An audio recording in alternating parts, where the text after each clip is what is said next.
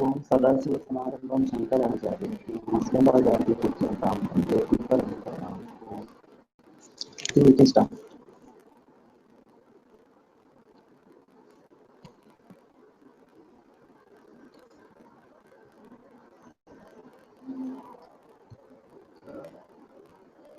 So already can you start reading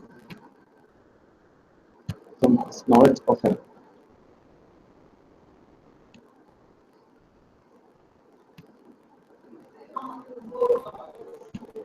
Hello, can you start reading from this knowledge of heaven part?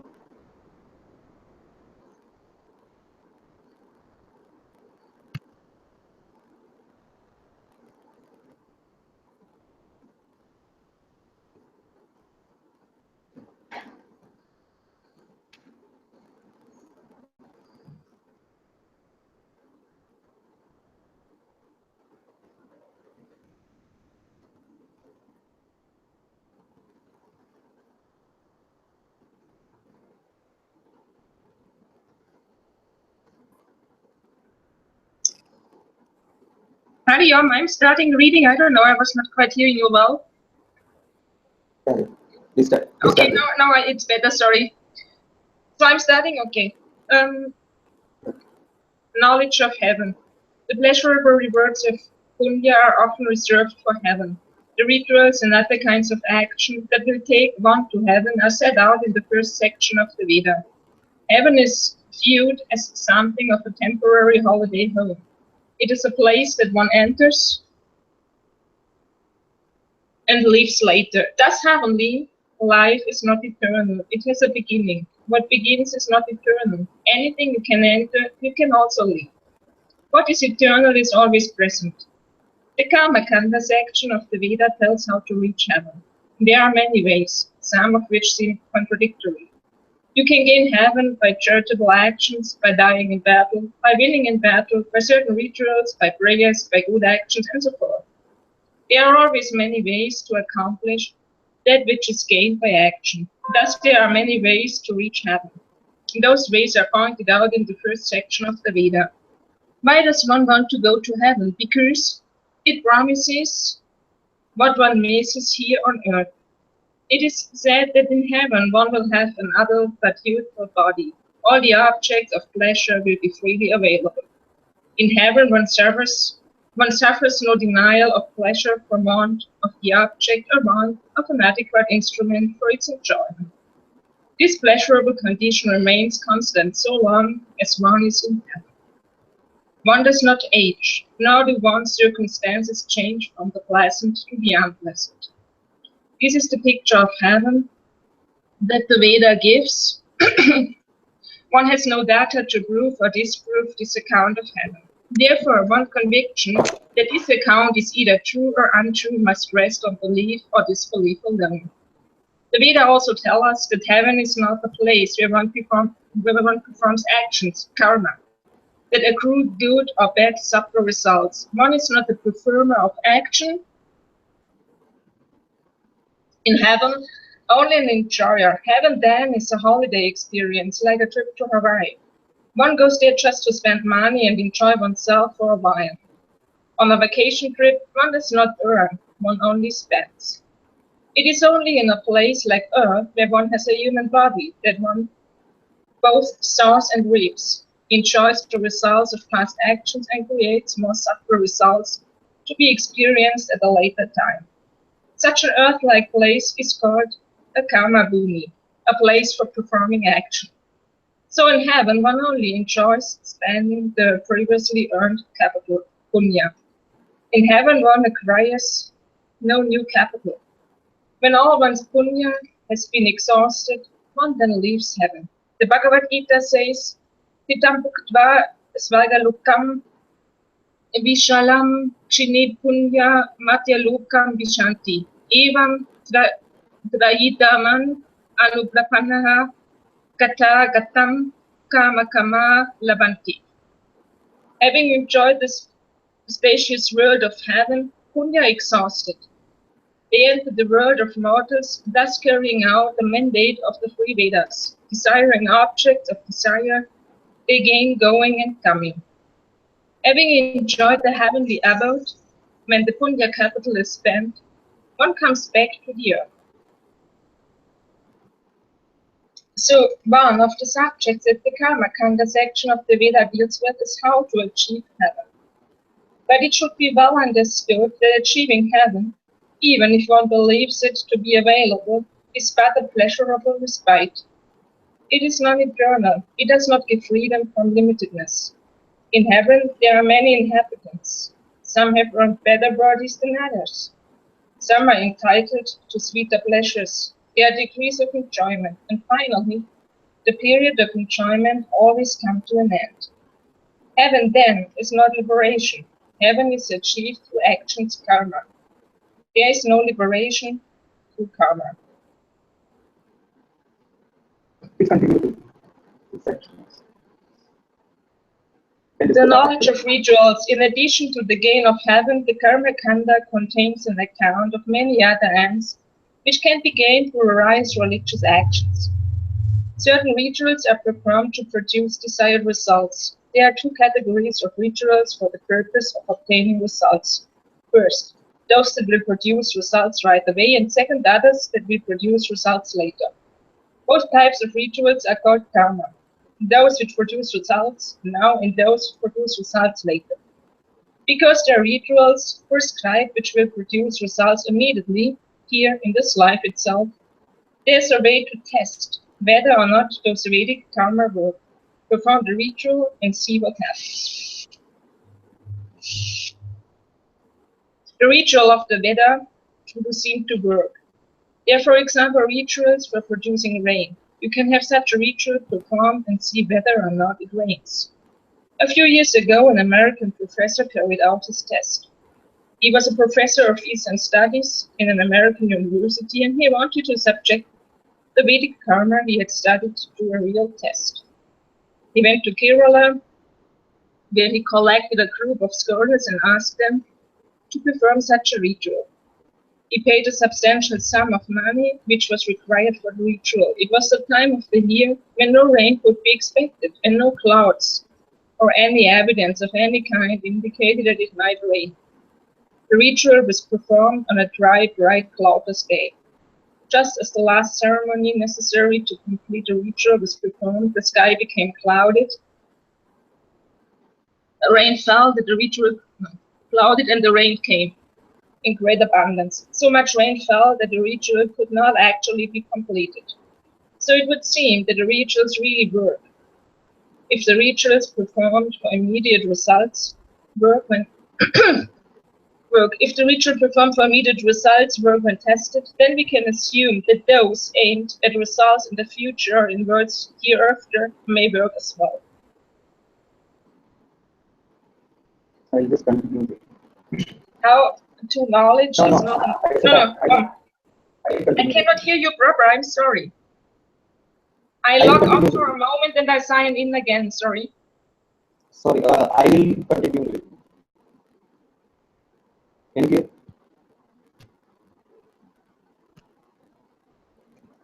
No, Shamubai, she has logged out and she'll join in again.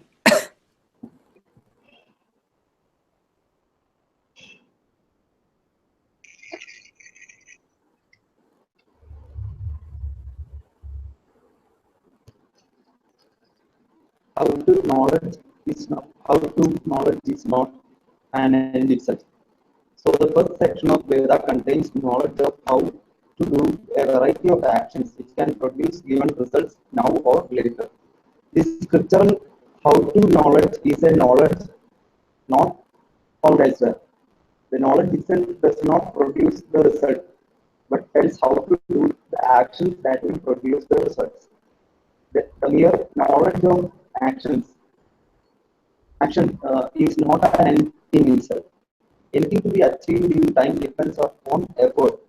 Knowledge of the special effort that achieve a chosen end is necessary to gain that end. But the knowledge is not the end itself. Knowledge does not gain the end. Action gains the end. Knowledge tells what actions to perform. For example, if I am hungry, I need to eat. Certain knowledge is important to me. The knowledge of what things are edible, the knowledge of where to find such things, and the knowledge of how to prepare and to help, the knowledge of knowledge of all the karmas, all the actions does not appease me my hunger. Only doing the actions and making finally necessary effort, the action of eating is what appeases my hunger. Because the knowledge found in Karma Kanda section of Veda is not an end in itself. This knowledge reveals what action needs to be done to gain a desired end. This is true of dharma as well. The knowledge of many religious ethical values, dharma, found in the first section of Veda is not an end in itself. A life of dharma is followed in accordance with the rules set forth to avoid pain. No one likes dukkha, sorrow, pain. Everyone wants sukha, happy experiences. Therefore, the do's and don'ts set forth in the first section of Veda are important to all those who seek to extract more sukha than dukkha from a life centered on action. But mere knowledge of all the do's and don'ts does not result in the gain of sukha producing punya or the avoidance of dukkha producing papa. The knowledge of ethics called dharma must be put into practice through action in order to earn a favorable or unfavorable subtle result. All dharma, the ethical mandates are meant for karma action. Mere knowledge of ethics is not going to help. Knowledge of truthfulness does not make one truthful. Ethics must be expressed in action. Mere knowledge is not an end in itself when what has to be gained is something not yet achieved in time or space. The gain of the not yet achieved requires effort. Knowledge of which efforts are appropriate and how to perform them is helpful but does not produce the result. The knowledge The knowledge must be put into practice through action. Knowledge of heaven is not an end in itself. The gaining of heaven is the end. Knowledge of how to get to heaven must be put into practice through action. So it's basically saying that the first part of the Vedas, the Karmakandas, deal with the knowledge that will not actually produce the result, but which has to be put into action, which has to be practiced so that we gain the results prescribed. But the knowledge of Vedanta is something different. That is second part of the Veda, Jnana Kanda or Vedanta is different. There is nothing to be put into practice in Vedanta. Actually, it is already, it's just knowing is enough. You don't have to study theory of Vedanta and later put it into action. Vedanta is knowing oneself. So that is enough. That is for the purpose of knowing itself, not achieving something that is not yet achieved. I continue this. Knowledge as an end in itself. On the other hand, if what is desired to be achieved is already an accomplished but unrecognized fact, then knowledge is an end in itself. This is the kind of knowledge that is subject matter of Jnana Kanda, the second section of Veda, called Vedanta. This section deals with the adequate limitless self that everyone wants to be. If the adequate limitless self is my nature, unrecognized by me, then the knowledge of the fact makes me the gainer of what I see. Knowledge and the end are identical when what one wants to gain is already against that. Both sections of Veda are sources of knowledge about things for which one has no other means of knowledge. But the role of knowledge in each section is different. In the first section, there is knowledge about a variety of actions which are to be done to gain a variety of unrealized ends. The second section contains knowledge about single already achieved but unrecognized end, which is gained through the knowledge itself. The gain of knowledge is the gain of the end. Special name for the end of Veda justified. At first, it may seem unnecessary to specifically distinguish a small section of action at the end of Veda with separate name, Vedanta. But when it is seen how much the two sections differ, a separate name is justified. True to the general purpose of the scriptures, both sections reveal something that one cannot know through some other means of knowledge. But here, their similarity ends. The two sections are clearly distinguishable from each other as to their subject matter, purpose, method, and intended audience.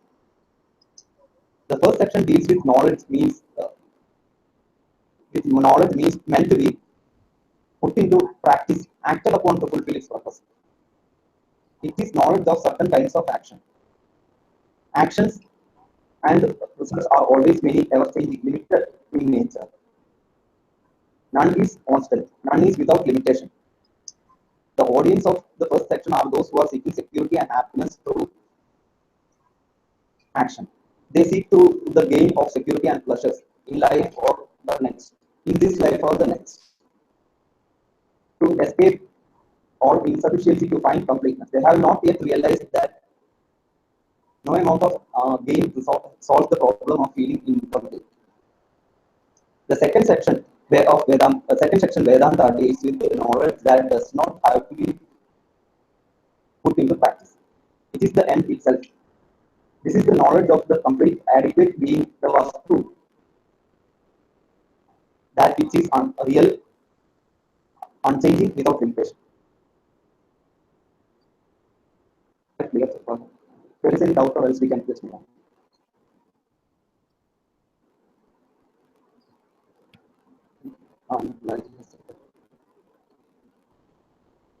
Sorry, please can continue. Okay. The student of the Karma Kanda, the first section of the Veda serves those who have not yet identified the problem. The how-to knowledge of the Karma Kanda is useful for the Aviveki, the person who is undiscriminating in that he has not really discerned the basic human problem. It is meant for the person who is seeking, here or in another world, limited objectives achievable through action. It is for the one who seeks rain, wealth, health, power, opportunity, pleasures, and comforts, the gain of heaven, and the avoidance of hell. The student of this section may gain some pleasure and comfort from his pursuits, but remains a deficient person. The knowledge found here is not an end in itself, but enables one to perform the action.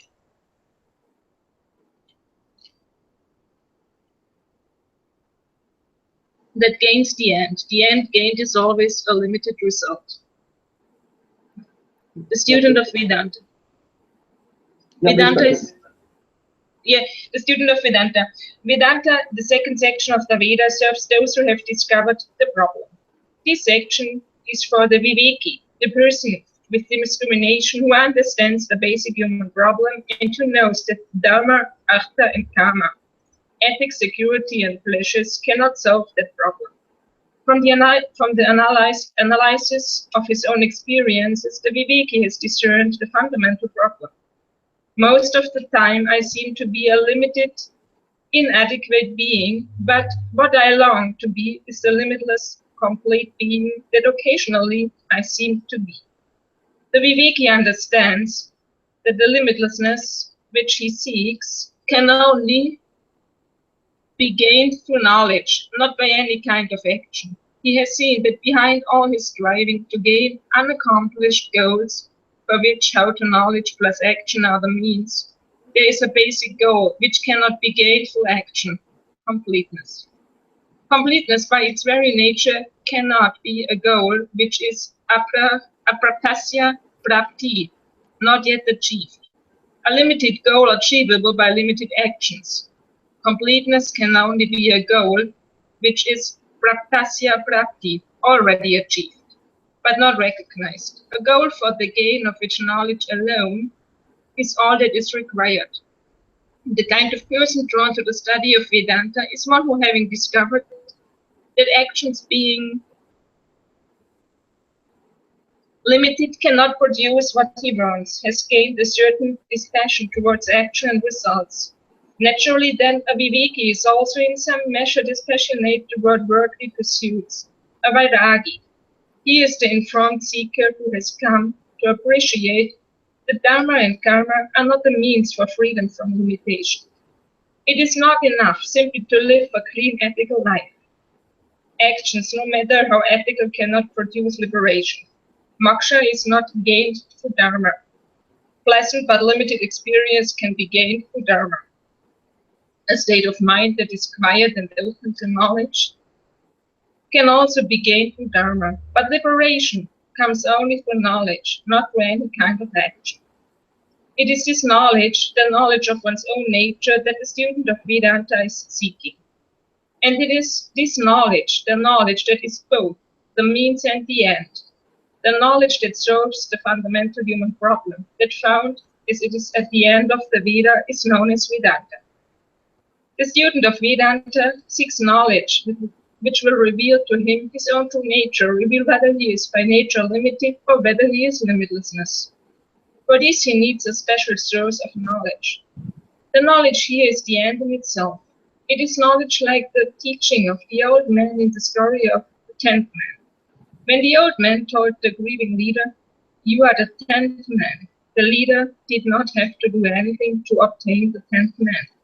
The knowledge itself delivered the 10th man. Similarly, when one seeks this freedom from limitation, the very unfoldment and discovery of the nature of oneself is the end. No action, no practice is required to implement the discovery. Words are means of knowledge in both sections of the Veda. In both sections of the Veda, words are the means of knowledge about matters for which we have no other means available. We have seen earlier how words can give both indirect and direct knowledge. Words give indirect knowledge when the object to be known is away from one in space or time.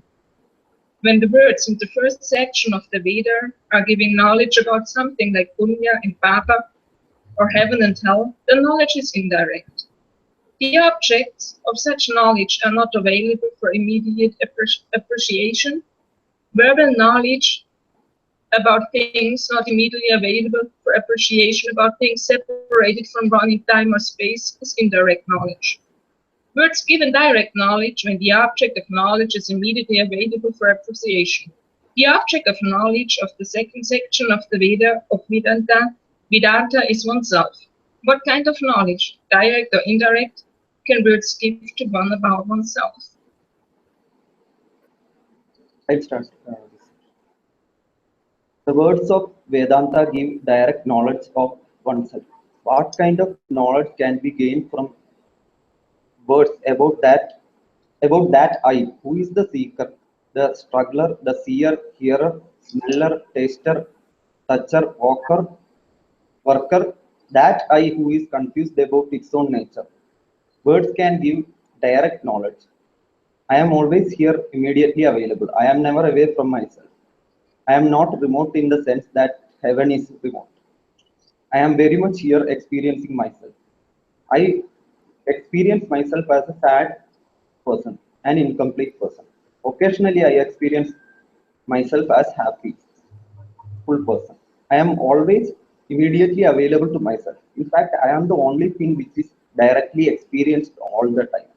My experience of all things depend upon me being here, available to experience the others. My experience of everything else is dependent upon my means of knowledge, upon my cognition, my thinking, my knowledge that the sun is in the sky overhead, that a cool wind blows, that a rock blocks my path, is dependent upon exercising my means of knowledge, my senses, assisted by the mind, the receiver of that sense data. Objects do not announce themselves to me. Their existence is proved only when I use my means of knowledge. However, I am self-proven. I do not have to apply my means of knowledge to know that I am here. I am always here. To be able to see, hear, taste, smell, and think I must already be here. Before seeing, before hearing, before thinking, I am already here as a person. I who's the means of knowledge, I who the means of knowledge for knowing objects other than myself can never be a remote object.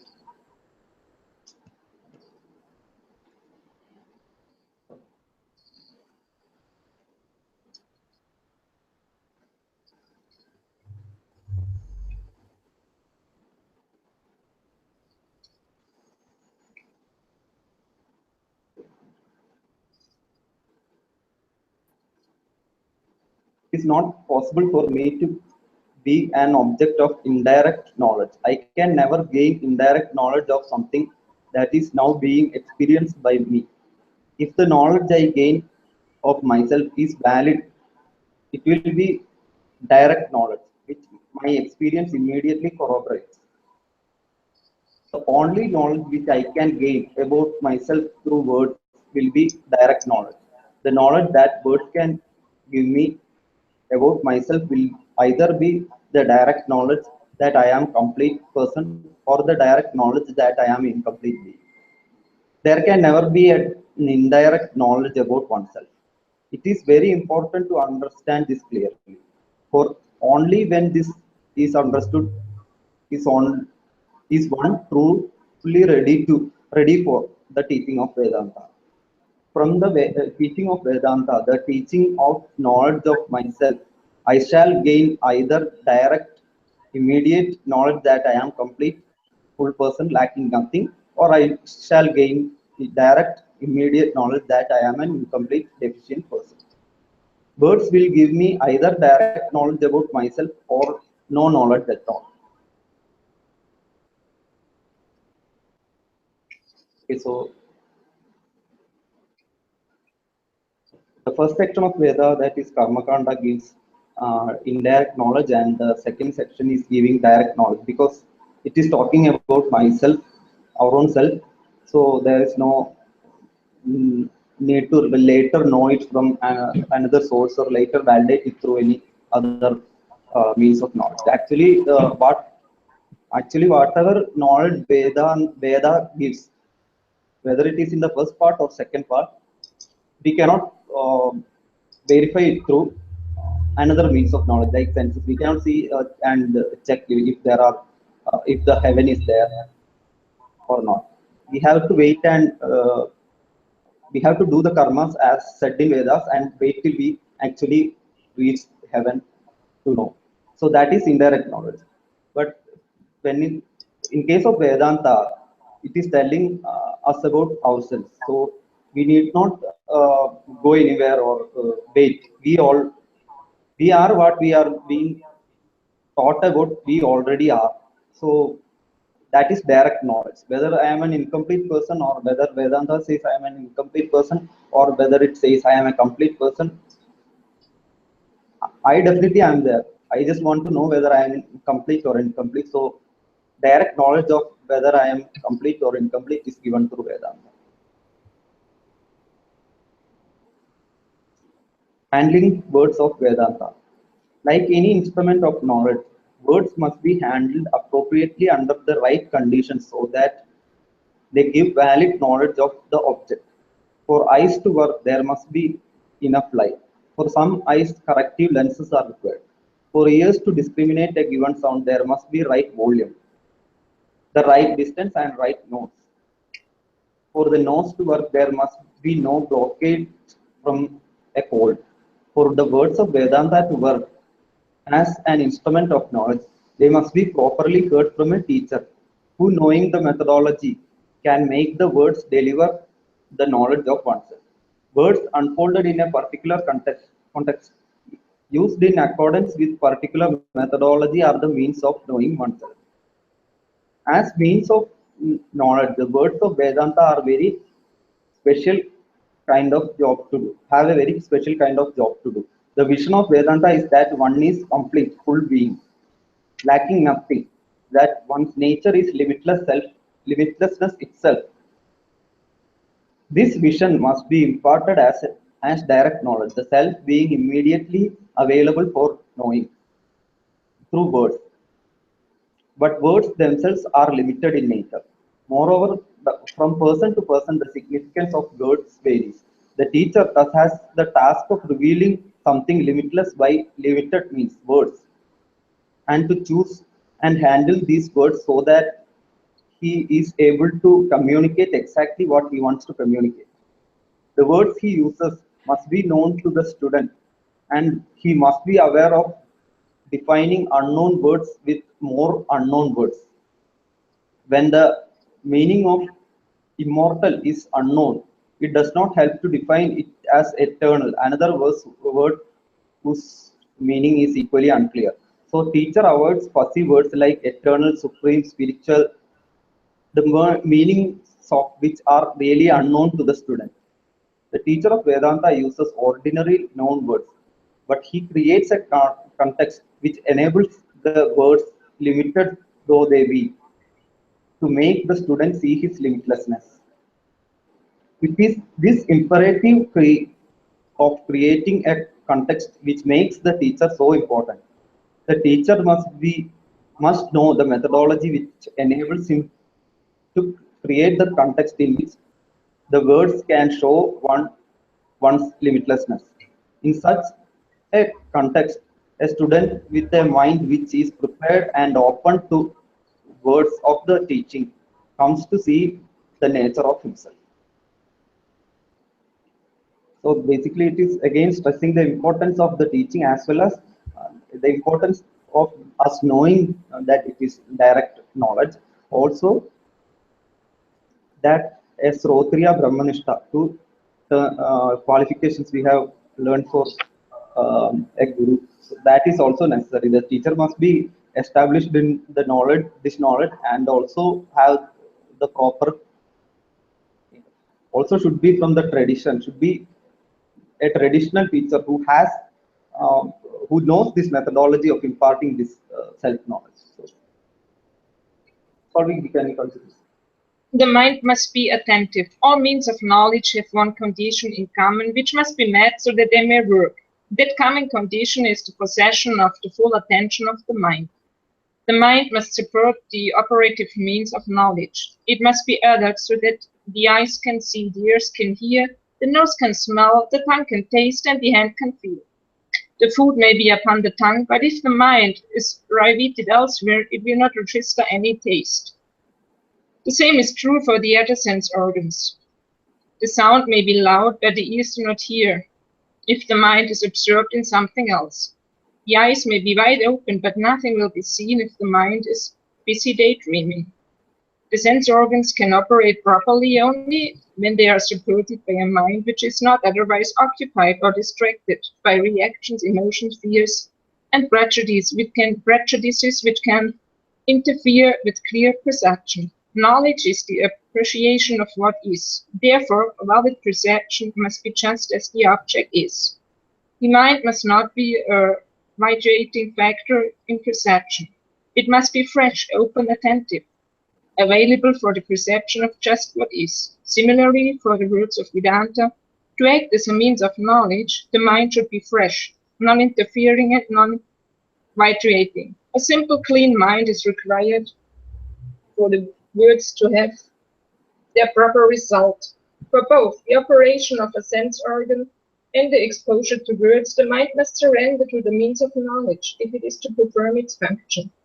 When the knowledge is a perception, the mind must surrender the altar of the sense organ, so that the perception can be true to the object perceived.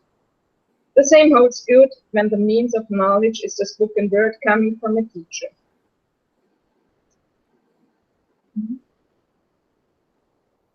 Sorry. Yes. Sorry.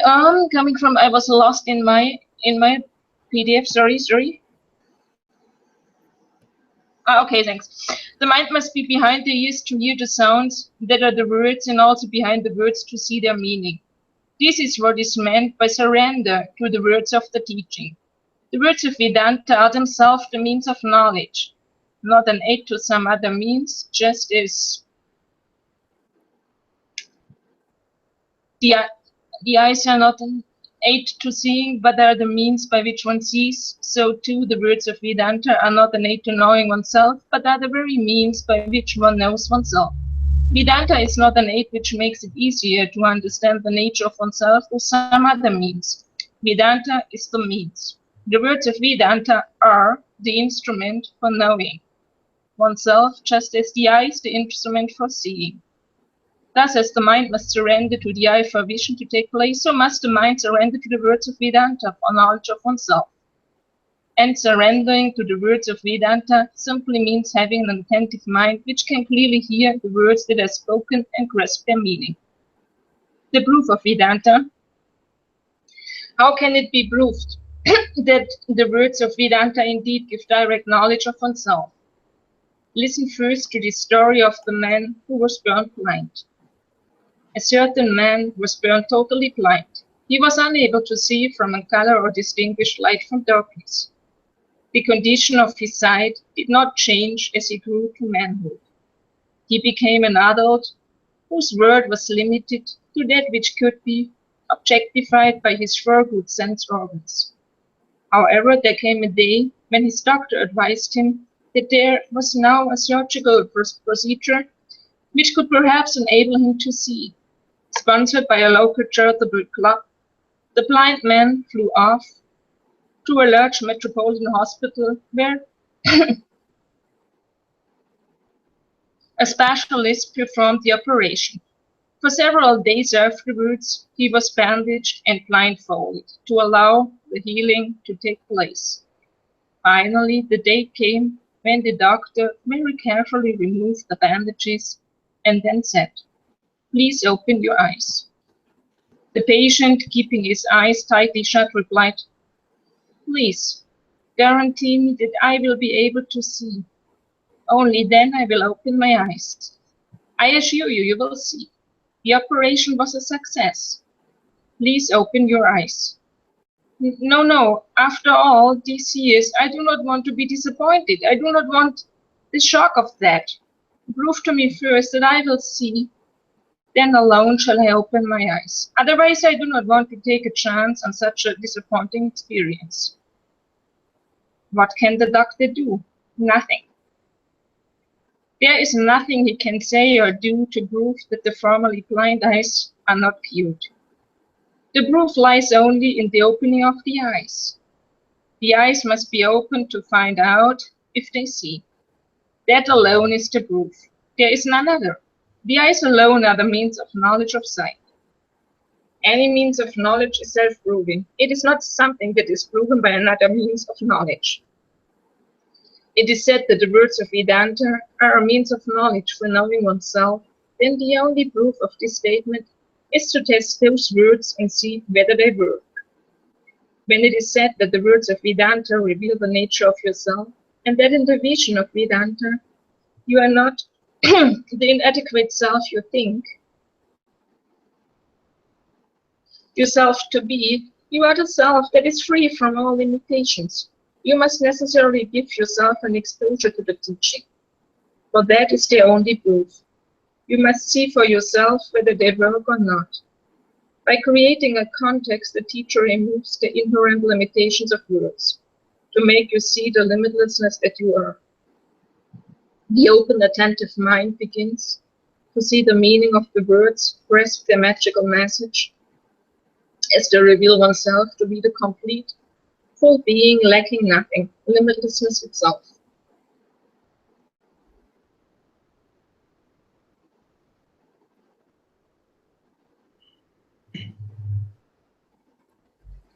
Okay, so our session is over.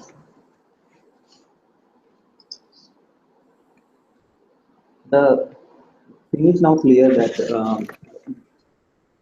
the qualifications of what kind of guru we seek are also being clear, and the qualification of the student, that is a clear mind. Clear mind, for a clear mind, we have to gain fourfold of qualities which we had discussed earlier in Tattva, the sadhana chaturthi, which is Viveka. First is Viveka, discrimination between the real and unreal, and that which is limited and unlimited, uh, that which is permanent, that which is changeless, and that which keeps on changing. So this discrimination between the what is real and unreal, what is nitya and anitya, has to be gained. Uh, Second qualification is vairagya, the limited, that which is limited by time, and that which is subject to change, that which is not permanent. A certain dispassion, that dispassion is not a created one, it comes from the knowledge that these things are limited, and they are not the ultimate thing we are seeking. So that from that knowledge alone, this from that viveka alone, this dispassion arises. So that is vairagya. And third is the sixfold qualification, the control of mind, and all that sixfold qualifications, which can be again gained from both karma yoga as well as um, the ashtanga yoga, the eightfold yoga that of Patanjali, that will assist us in gaining that. Then fourth quality is mukshutvam, the intense desire for the moksha, that is intense desire for liberation is also next. So these are the qualifications, I think. If there is any question or anything, we can discuss, or we can stop here. Shamubai, I had posted the question. If you can have a look, I know we have time. Okay. Where is it? I posted it in the comment group chat. Can you read it?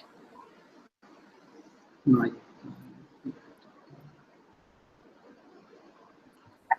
Let me see. Okay.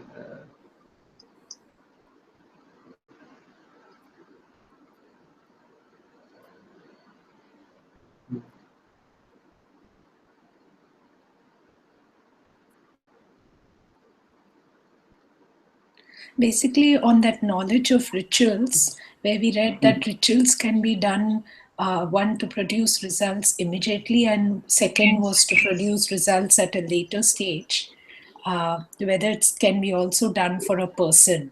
I'm aware of it, but just wanted to confirm, like how a ritual was performed for the rain, can it be done also for a person's ill health? That was my question. Like person's ill health means to cure his ill health. Yes, correct. To cure him. Yeah, that maybe, I don't know. I'm not aware I of. know. I just thought if you're aware, I know there could be like how we do omams and Yeah. Definitely, there are these Mrityunjaya homes and all. Right. That's why I asked. Correct, because it was connected towards checking from a person's ill health also. Yeah. And also even Shatru Samhara is somewhat related to that way, I think. I'm not sure. But Mrityunjaya is definitely for the health. Okay, thank you. Thank you. Okay. Yes, we can close here. Purnamada Purnamidam Purnat Purnamudachyate Purnasya Purnamadaya Purnamevasishyate. Om Shanti Shanti Shanti. Hari Om. Sri Guru Dev. Hari. Thank you, Shamubai. Thank you, Solvik. Yeah, thank you both of you. Sorry for me. Joint for the last chapter. We'll start a new text. Shamubai, we can start a new text if possible. One of the books. Yeah, we can start. Yeah. It would be I'll nice. put my suggestions in the group chat. Yeah. Oh yeah, I'll check that and we can. Thank you. Hari Om. Hari Om. See you later.